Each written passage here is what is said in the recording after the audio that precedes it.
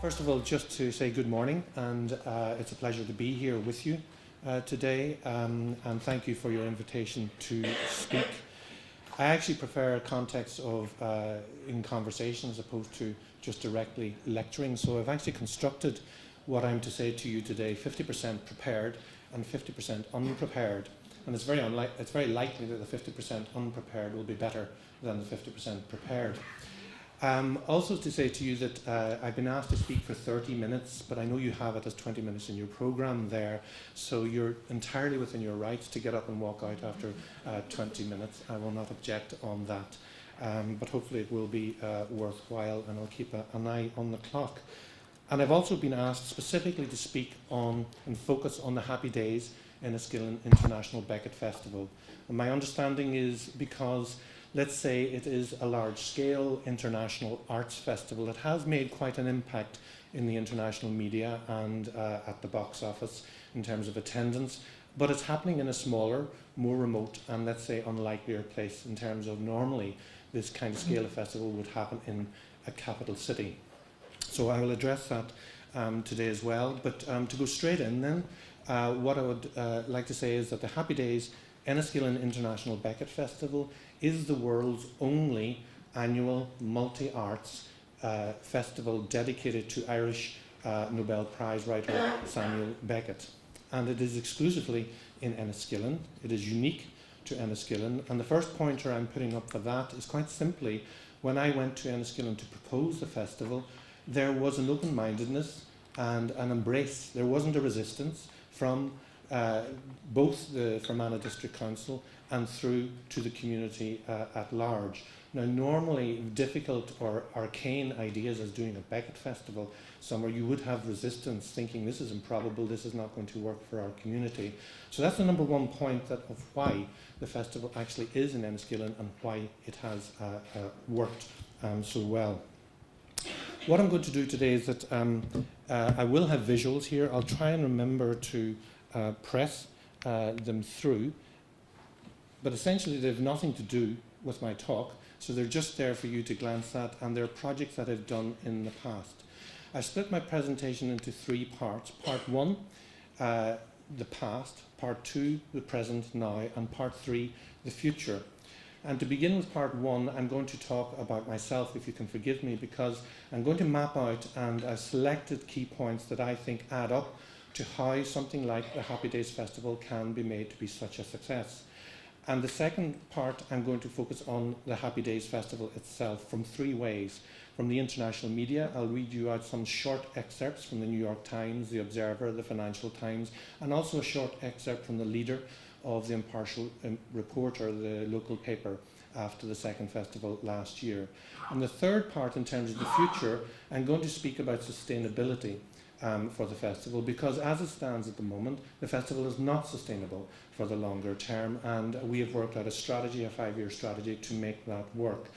And finally, I'm actually going to cheekily put a proposal to yourself. So as you can see, I've thanked you for inviting me along today, but I'm taking advantage of you and being opportunistic as well. So in part one, to begin with myself, I'm from Derry. My parents were educationalists, born on the Bog Side, and were passionate about Irish traditional music. And I spent my many early years in traditional music, won the Ulster Championship.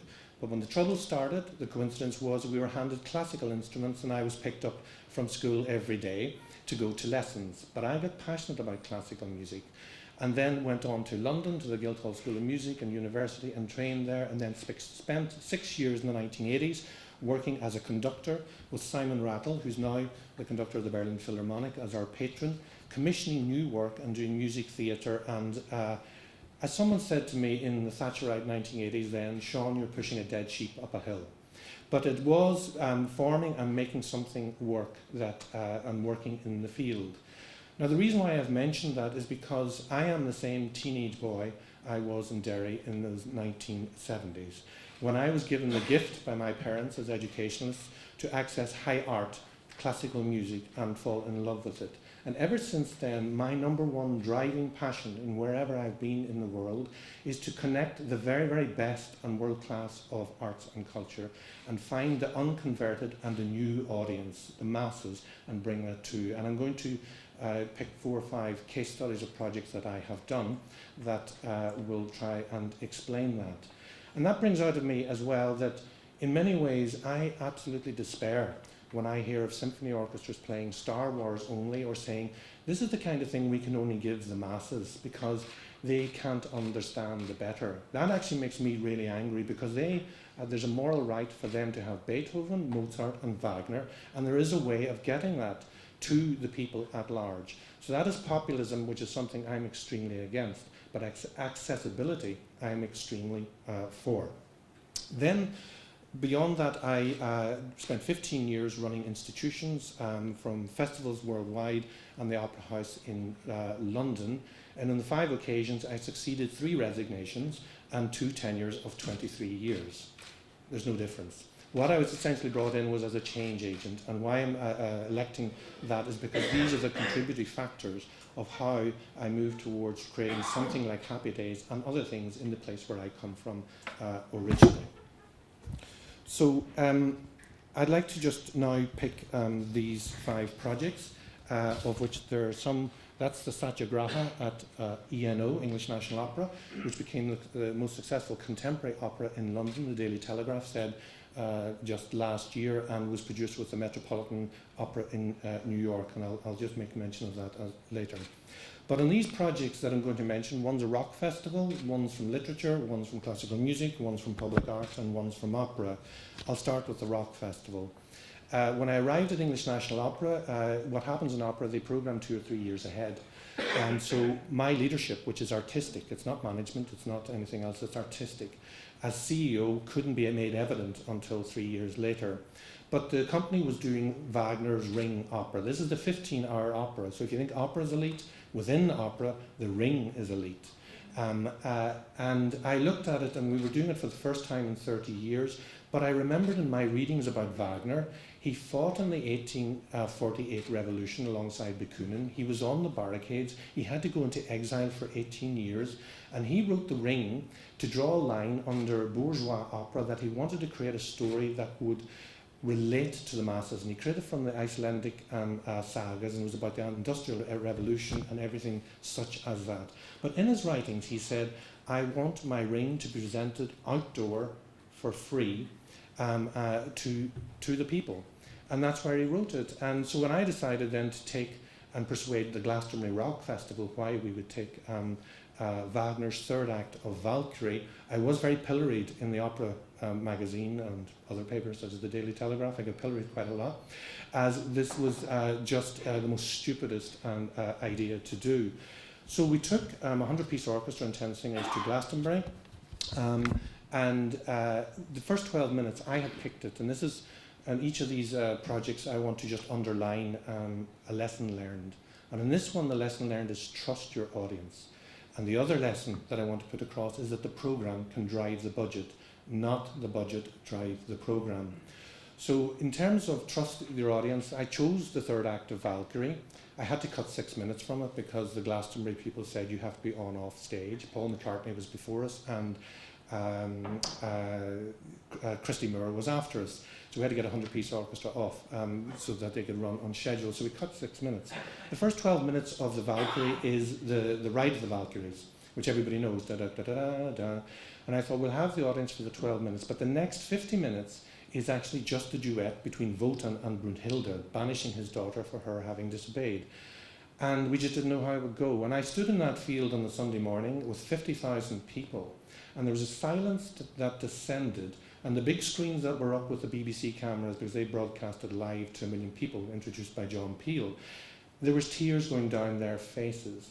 And even at the age of 42 I was then, I had to learn to trust the audience. There was 50,000 people there who were crying and understanding what the Ring and the opera was. And that is magnificent. I'll tell you another quick story with that, actually, was I wanted to upstage U2 and the Stones. He's saying, you know, if opera's going to the rock festival, let's beat these boys.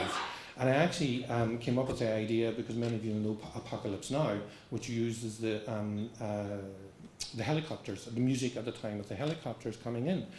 And my chair, I don't have these contacts, approached the General of the British Army, Michael Jackson, I think it was then, and got us to meet him. And he says, yeah, I can get you 2 helicopters, 2 miles out, and it takes 20 seconds to come in, and they can hover above the stage and they can go on like that. And I said, that's brilliant. That would be a fantastic way for opera to rock the Glastonbury Festival. But we were finally rejected in the end in an argument that I actually couldn't press back on with Michael Eavis, who runs the Glastonbury Festival. And he says, Sean, on Saturday night, you just don't know what they have smoked and they've taken, because on Sunday morning, when those helicopters come in, half of them will think that this is for the real thing. And that was one argument I couldn't dissuade. This is the sculpture by Anthony Gormley, the artist who created the Angel of the North, and I commissioned that to be out in the desert in Western Australia. It's a second project, so I'll speak about this one now. And for my last festival in 2003 in Western Australia, and he created 51 sculptures, $750,000 it was to cost us, and it was 1,000 kilometres away from where the festival was meant to happen, and there was no box office. So this was very difficult for the board to actually accept, and there was cartoons in the local papers and everything. I've bought them since. And we went ahead with it, and I think it was cancelled twice on me, and I'm going to underline the moral here. And finally I arrived at the board meeting with an artistic director, or as an Imagineer that I call myself. You have to arrive with the money to get to do what you want to do. And Anthony I persuaded to create me 12 prototypes of this so that I could sell them at $100,000 each. And I finally sold 3 and arrived at the checks at the board meeting. We were able to do it. We got them up. It's now a permanent infrastructure in Western Australia. There's 20,000 people who go to it each year. And that iconic image is an image that is virtually standing as the Sydney Opera House for Western Australia. It's a proof of the improbable and the impossible becoming possible. And what I would say as a moral is that great events are never created by committees, they're never created by consultancies, they're never created by looking elsewhere in the world and seeing, let's try and do something like that by imitation. They're created by individuals. And as Beckett said, we are all born mad, but some of us remain so. I am in that latter category, which I think you've partly gathered thus far.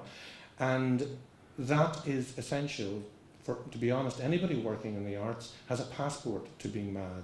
We are. An acronym for MAD I would use, let's say, maverick, ambitious, daring. And you, most of you, are probably not in that category, but you have to find that person in the arts community who is that mad to self-sacrifice themselves, and they will, and they have the ideas, and make the impossible possible for you, and then you back them. And that's what happened in Enniskillen for us to make the Happy Days Festival. Classical music, give an example of that. At the Paris Festival in 2000, I had heard the Sydney Festival was bringing in the London Philharmonic, and Vladimir Ashkenazy conducting 3 weeks before my festival began. I felt we've got to bring this to Perth. So I brought the festival 3 weeks forward, but the only day they could do is the national holiday, Australia Day, which truthfully you don't have many major cultural events happening. It's a good long day piss-up mostly. And I decided we're going to do this. But to make it work, what I decided was we're going to do 3 orchestras with 3 symphonies in one day in the one hall. So we'll do Mahler 9 from this London Philharmonic in the morning. I'll get the Australian Youth Orchestra to do Bruckner 9 in the afternoon, and the local orchestra, West Australian Symphony, in the evening. And it's sold out. The pundits told me before, Sean, it's hard enough to sell 1 symphony orchestra playing something like Mahler 9 to an audience. But when you up the scale, when you up the ambition, we sold out so fast because of the marathon. So the lesson on that I'm trying to put across is one of that scale and ambition is extremely important in making something work. In literature, just very quickly, I ran the UK Year of Literature, appointed to run it in Swansea. It was a part of an 8-year series of Millenniums of the Arts Council of Great Britain, the Year of Architecture in Glasgow, 1999, the Year of Music in Birmingham, 1992. When I arrived, of course, and had been appointed, Oxford and Cambridge, half were laughing at the ridiculousness that Wales was doing a year of literature, and the other half were pretty annoyed. Why is this not gone to the citadels of literature in Oxford, Cambridge and Cheltenham, let's say? And I realised I had a problem in my hand of credibility that I somehow had to solve before my programme could prove that we were going to be world class. I always think back, actually, when I did the interview for that job as well. It was my second festival ever. I think what got me the job was in front of the committee, I said to them, no, I completely understand who you are and where you are, because in Ireland we call you the Irish who couldn't swim. And I think that actually got me the job to run the literature festival. But what we did immediately was get patrons, and God bless him, so wonderful, Seamus Heaney agreed to be patron first and be the first cornerstone block. Then we got Arthur Miller, Saul Bellow, Nadine Gornaber, major other Nobel Prize writers, Paul Simon, Bono, Bjork, all came on board to show literature right across the board, sports writing, political writing, screenwriting, Jen Kaiga, Jane Campion. And then we put Jimmy Carter on top as the president because he loved Dylan Thomas, and he had got Dylan Thomas into Poets' Corner. And immediately once I had done that a year ahead of the festival, it set the credibility. I could get that out of the way and show where we're going to do. And I created the passage where then I got the backing to actually work at that level. And then finally, I just want to talk about an opera at ENO that, and the moral here is a trigger, a loss leader, and it was Anthony Minghella. I arrived at ENO and the film director Anthony Minghella wanted to do an opera, Madame Butterfly, and it was turned down because it was too expensive. It was twice the price. I said, let's do it.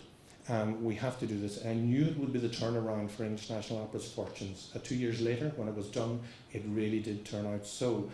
But we got the Metropolitan Opera. It pushed us to find where do we find the money from. And we got the Metropolitan Opera in New York actually to pay for it all. So we did it first, they did it second.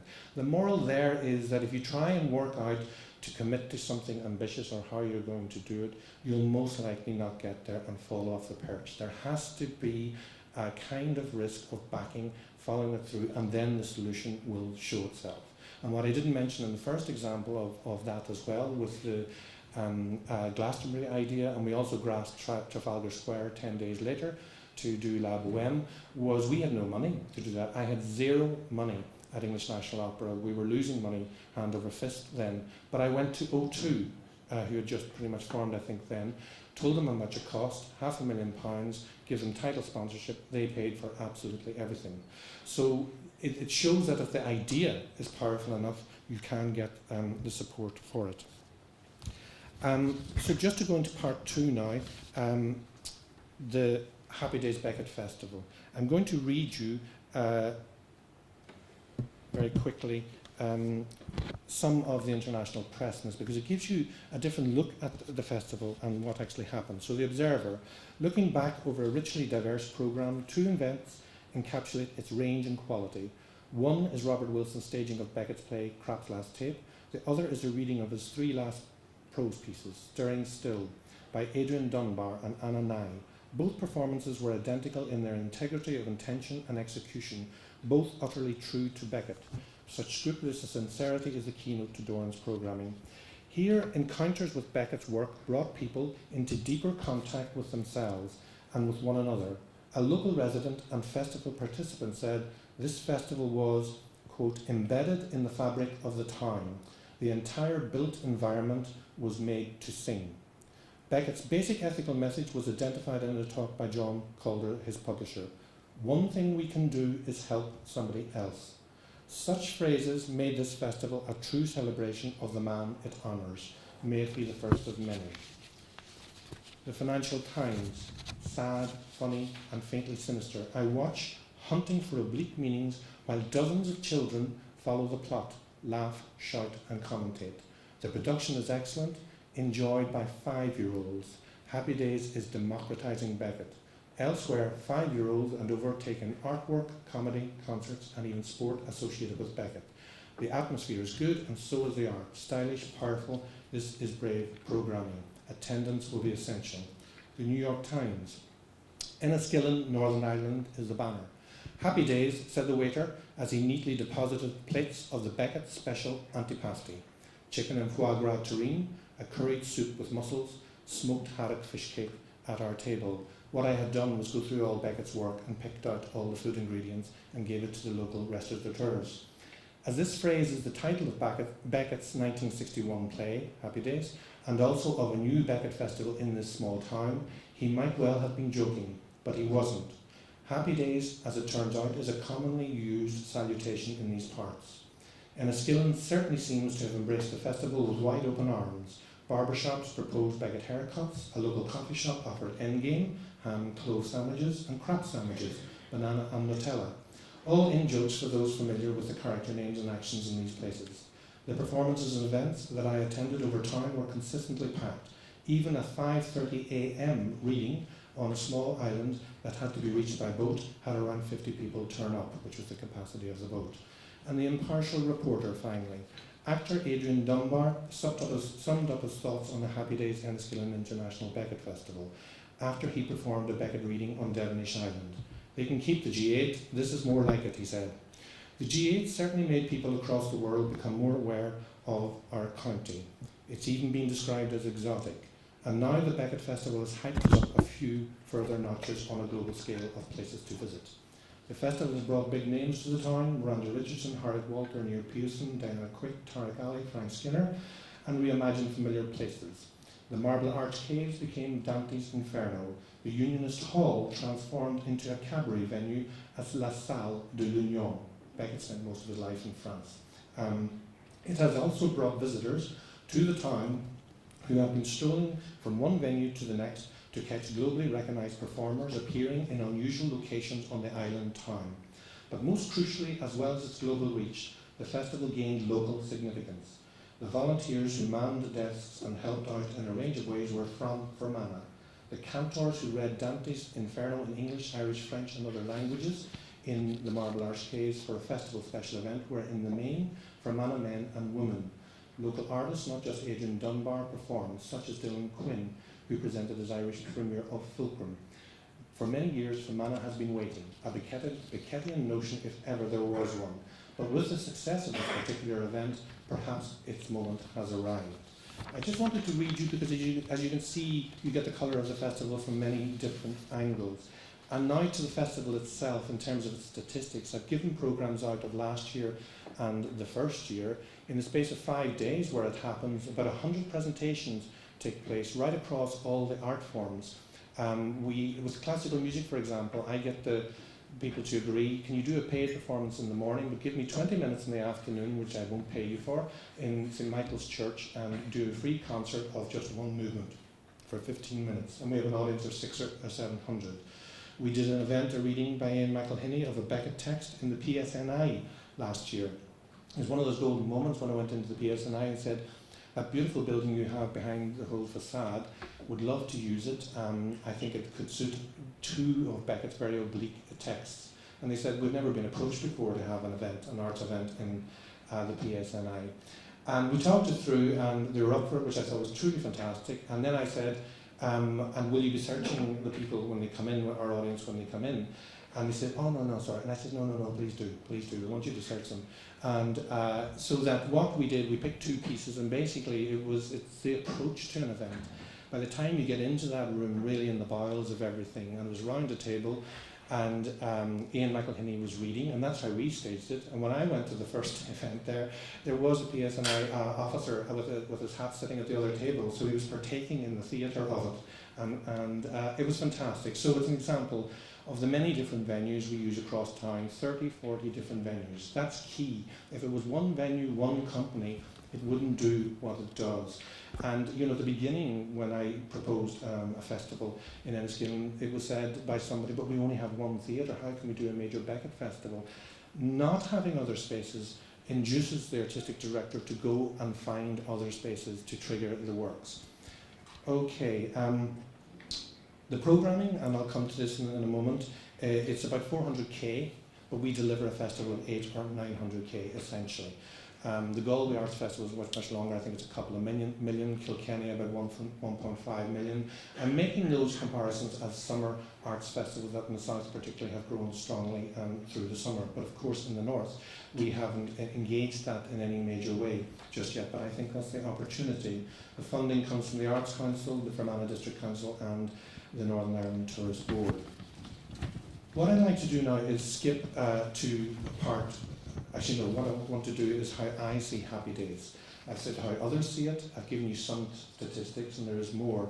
I see it in three ways. And it's very critical, I think, from the outset to have this. I see it as a destination arts festival. Even though I'm from the arts, I do not see it as an arts festival. I see it as a tourism festival first that exploits high art, world-class arts, and uses that as a platform as opposed to sport or cuisine or whatever else to actually market and make the place tick and visitors to come from outside. So it's a big international arts tournament as much as a big international rugby tournament. 50% of my programme is programmed from sense of place, and 50% is programmed from my experience and background artistically.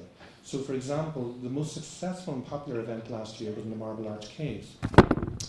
And that was, I had not thought of doing Dante, but I went down to the caves to see them as a potential venue. You go up a mountain to a forest, descend 150 steps, 3 silent boats meet you and take you into these caves. That's the beginning of Dante's Inferno. That's why I programmed Dante's Inferno and involved 70 people from the local community as part of the readings for it. I walk the town. Well, I used to write for Rough Guides in the 1980s, into the first Rough Guide to Ireland. What I do in approaching a place is spend months and months. In fact, with the Beckett Festival, it was about several years. I was coming in and out because I was living in Australia to know the place inside out to program. The second area is what I call a biofest. And this is something I've kind of invented as a festival that is organic and holistic. It's taking Samuel Beckett, and I have about 60 books on him.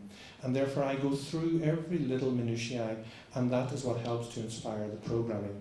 So for instance, that precious little concerts, which are 15 minutes long, that are the most successful, people say it's a great idea. It's just not my idea, it's Beckett's. Those words are Beckett's. He emphasizes brevity and repetition. That's where it came from. Thirdly and finally, a trigger event, the third archway as I call it. In most places we have an arts community and we have arts venues. What is missing is something like the Happy Days, what I call a trigger event.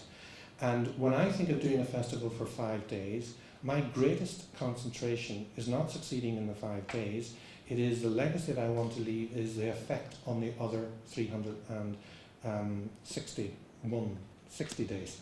Or if you're doing a 3-week festival, the effect of the other 49 weeks of the year. And that is essential to start out from that because that affects how and why you program with that longer term aim. And I think, as I mentioned in Enniskillen at the beginning, many places would naturally resist an outsider coming in with big ideas that's going to take big money in comparison, and will it take that money away from somewhere else? That is a real challenge. But I think it is so needed that you have a trigger international arts event, because then that is the triangle that it spearheads of the local arts community and the local venues, and the benefits will happen. Even in our first year, the local Enniskillen Arts Festival began 1 month after our first festival. Its box office, I understand, went up 30% in that first year. There's no claiming or connecting of things there, but I believe it can be connected. So finally, the future. And you'd probably be very pleased if I run out of time and not put the proposal in front of you. My mantra is speaking things into existence. And what I do is I say, this is what we're going to do, way ahead of before I have the money, way ahead before I know how we're going to do it, because you have to speak it for it to be understood, but also you're speaking it out loud, and whatever resistance one engages with, that resistance is actually very important. The greater the act, the greater the resistance. Because that resistance, I take it on board every time as well, because it teaches you to move around another way. So I'm going to talk just about the short term for the Beckett. I have a new team that has to run it every year. First year a new team, second year a different team, this year I don't have continuity. We don't have the money to run an international arts festival, so it's not sustainable. The only way I can do it is have 3 arts festivals. So we're planning our second one, Oscar Wilde, because he also went to school in Enniskillen 50 years before Beckett, and the Wilde will be next May. We're looking at doing it to join the Beckett, and it'll be very different. I'm looking at the town be entirely bedecked in wild flowers. Wilde loved flowers, so that will set the tone of Wilde as opposed to Beckett. Beckett didn't. He was grey. He loved things quite monochrome.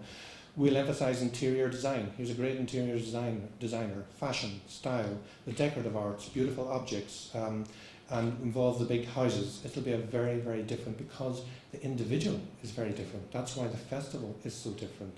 And that's the great thing of spawning this type of biofest. You don't have to make up something that looks like anything else. You use that individual, and every event in your programs that you see in front of you is connected to Beckett. I can tell you why, but the audience doesn't need to know that. It's just a good event that happens. And then our third festival that I'm looking at and talking about speaking into existence is Brian Friel. And we're looking to do that in Donegal for sure, and I've got a very good response, and it may start at the end of next year. I'd love a northern counterpart to that as well, because Friel did spend half his life born in Omagh, brought up in, taught in Derry, but is now living in Inishowen. And West Donegal is the main playground of his work, where he set 14 of his plays. So it'll have those 3 festivals. But even having those 3, I still will see the challenge in the longer term. So what we're doing is creating an international connection with each one. And next March, there will be Beckett in Paris. And this has come again from Beckett, because he spent most of his life in Paris and he wrote in French. And I find I've spent the last months living there, and I would have loved to have put this out a year more, whatever, because of time, but they have grabbed it.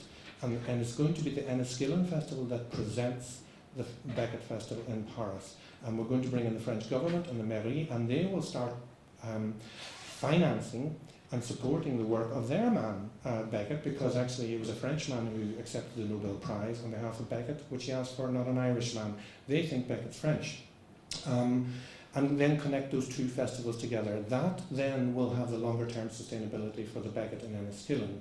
With the Wilde, we're looking at the end of 2016 in New York. It's the quintessential Wildean town.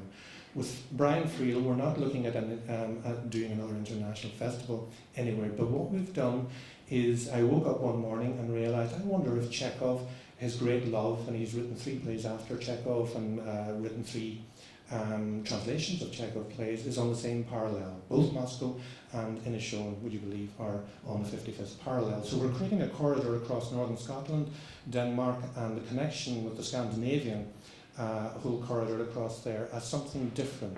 It kind of means we don't have to anchor to Dublin or don't have to anchor to London. It's another way of looking at things.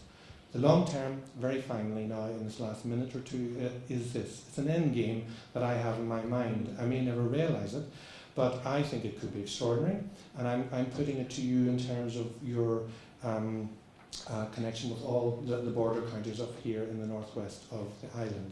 And it's essentially this. I've created with Enniskillen as an epicentre with Beckett and Wilde. But if you draw something like a 50 or 60 mile radius around that, you bring in Seamus Heaney in Balahi, you bring in Brian Friel in Inishowen in West Donegal, you bring in Yeats in Sligo, you bring in John McGahern in Leitrim, you bring in Kavanagh in Monaghan, let's say, you bring in Flann O'Brien in Tyrone, in Strabane, and if you wish you could bring in Jonathan Swift in Armagh. I think that for what is globally a pinprick is an extraordinary cluster of A-list names and writers. 3 of those writers are Nobel Prize writers. And there has to be something there that connects that whole region on either side of the border. Literary tourism, some of you may know, are aware, is something that is really, really growing in the consciousness of tourism authorities now. They're recognising. And why the Beckett Festival in Enniskillen as well is because Dublin was asleep. Dublin didn't think to do it, and we were able to grab it. And it's the same with Wilde. There is essentially not a major multi-arts festival there out on Wilde. And with the Happy Days, it's only 2 years old. That is a toddler. 2 years. Normally it's 5 to 10 years. And my dream is that people will say Mozart, Salzburg, Shakespeare, Stratford, Enniskillen, Beckett. That's where I want it to go. So, if you want to help the future to be born, let's together commission a feasibility study with a business consultant and look at something like that, which I think could lead to something quite extraordinary, connecting from all those writers. Yes, it can be the archival or museum aspect of why people from elsewhere in the world come for those writers, but more so it's the writing of the future that you can bring in and the writers of today. Thank you very much for bearing with my talk. Thank you.